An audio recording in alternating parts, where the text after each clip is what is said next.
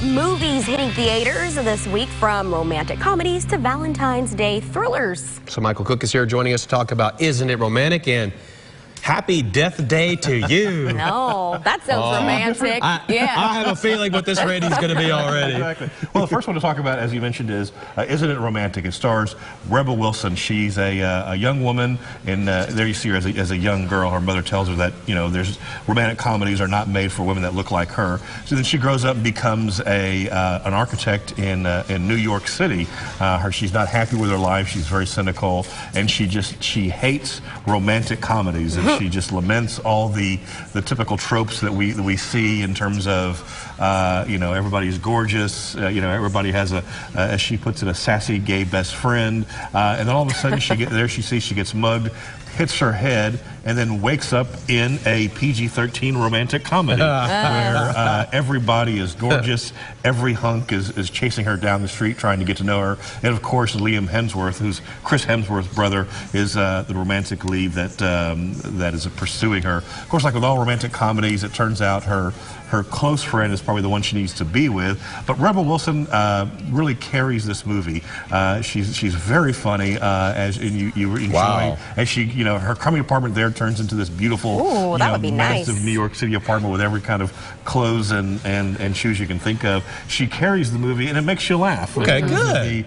You know, how they send up various, you know, cliches of romantic comedies that we've seen over and over again. So for me, this movie worked, and I give it a 7.5 out of 10. Huh, okay. Did she ever wake up? Well, like all romantic comedies, I mean, something has to happen. Eventually, yeah, okay. right. Well, the next movie to talk about is called Happy Death Day to You. This is a sequel to the 2017 kind of horror movie. I didn't see the first one, but this one, it was not a big deal that I did not see it, because it worked in the context of, you know, you can easily catch along. The basic premise there, you see Jessica Roth, or Jessica, I forget which one, unfortunately. She wakes up every day and her day resets because somebody's trying to kill her. That was the premise of the first one. And then something happens in the sequel, and she finds herself right back in the same situation, but then we figure out what is causing this loop where she's like basically a Groundhog Day every day, trying to figure out who is trying to kill her, what are their motivations. This actually is more of a comedy than it is a horror flick.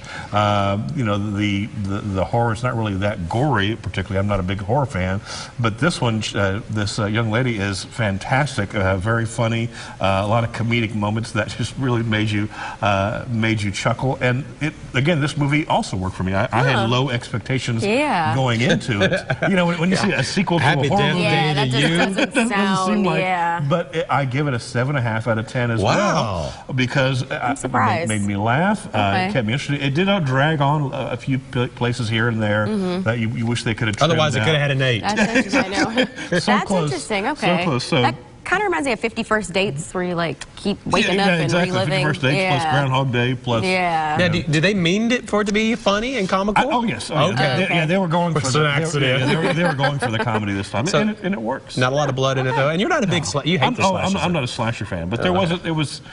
You know, wasn't a thriller? It wasn't. I mean, it was not gory like Saw or something like that. Which is too off-putting. So you have 2 different movies to see this weekend, depending on what you're in the mood for.